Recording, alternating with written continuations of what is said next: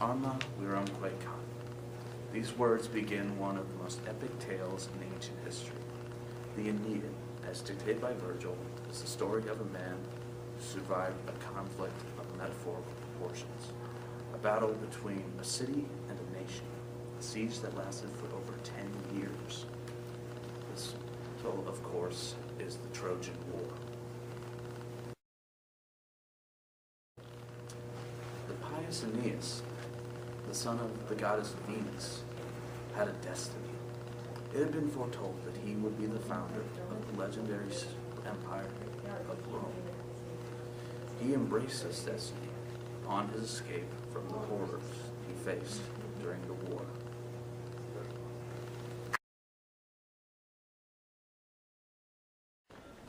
This is Professor Chisholm, our historical expert. What can you tell us about these fates?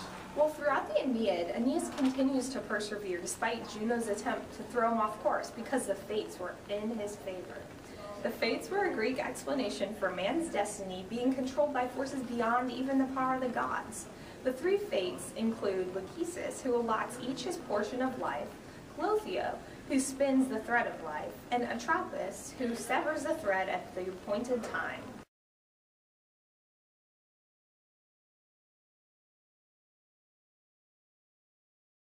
So why was Juno so mad at Aeneas? Well, Virgil has given us some clues to that in the first book. Judicium peridis spretaque iuria formae, et ginos invisum, et rapiti Ganymede amores. What does this mean? Well, Judicium peridis, the judgment of Paris, et rapti Ganymedes amores, the honors of snatched Ganymedes.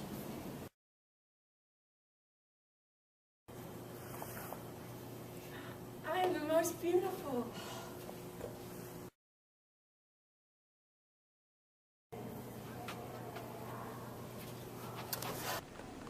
This is Professor Carroll, our expert on epic poetry. What can you tell us about the description of Juno's wrath towards the Trojans? Well, by mentioning three specific things, the hated race of the Trojans, the judgment of Paris, and the honor of snatched Ganymedes, Virgil uses an ascending tricolon to highlight Juno's anger, giving her reason to finally crack down on the Trojans. Juno was very persistent in her attempts to stop Aeneas from founding Rome, even going so far as to use the loyalty of King Aeolus, keeper of the winds, to create a storm to overturn the Trojan fleet.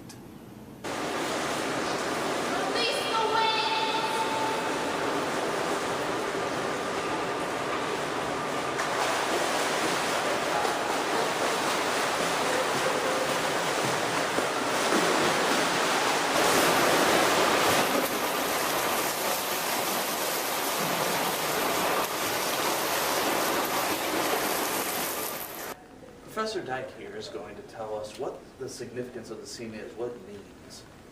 This scene is significant because it illustrates that Aeolus acts based on his feelings of duty to Juno because Jupiter made him ruler over the storm clouds and gave him a seat at the table of the gods.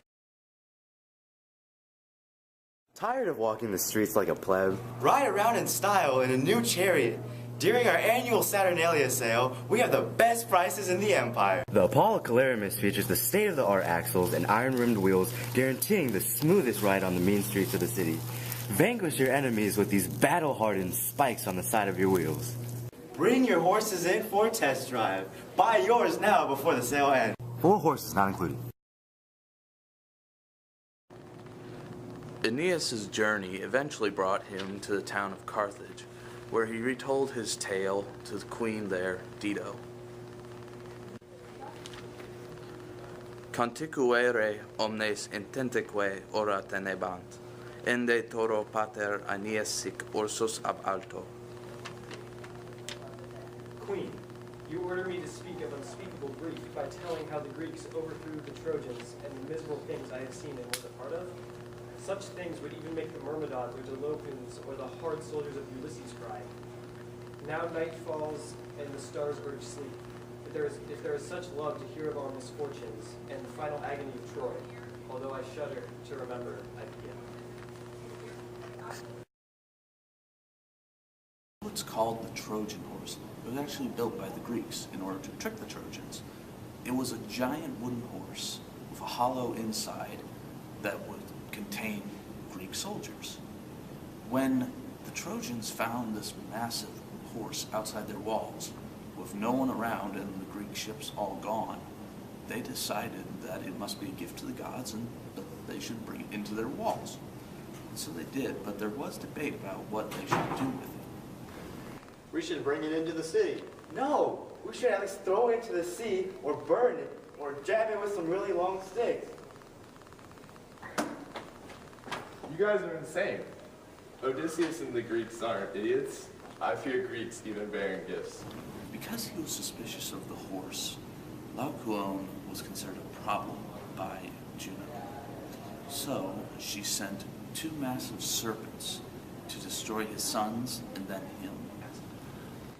Ecce autem Gemini a tenedo tranquilla per alta, immensus orbibus angues, incumbunt pelago periterque ad latora tendunt. First the snake embraced both the small bodies of the 2 sons and devoured the miserable limbs with a bite.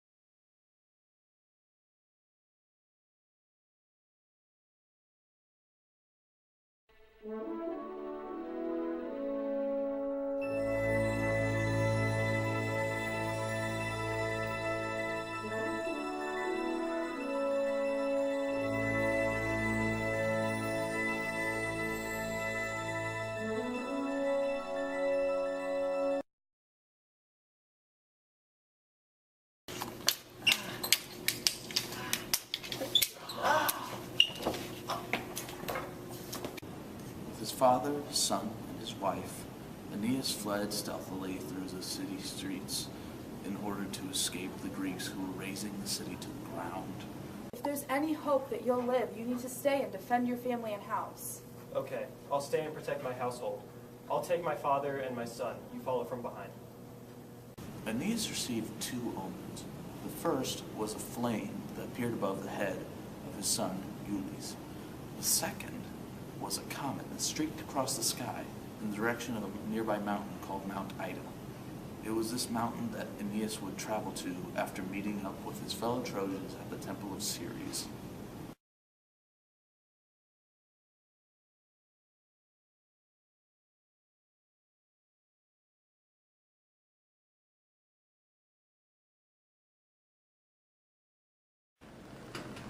So, with his son at his side, his father clinging to his back, and his wife nowhere to be found, Aeneas flees the only home he has ever known, with an uncertain future ahead of him, with only an omen, seemingly sent by the gods themselves to guide him.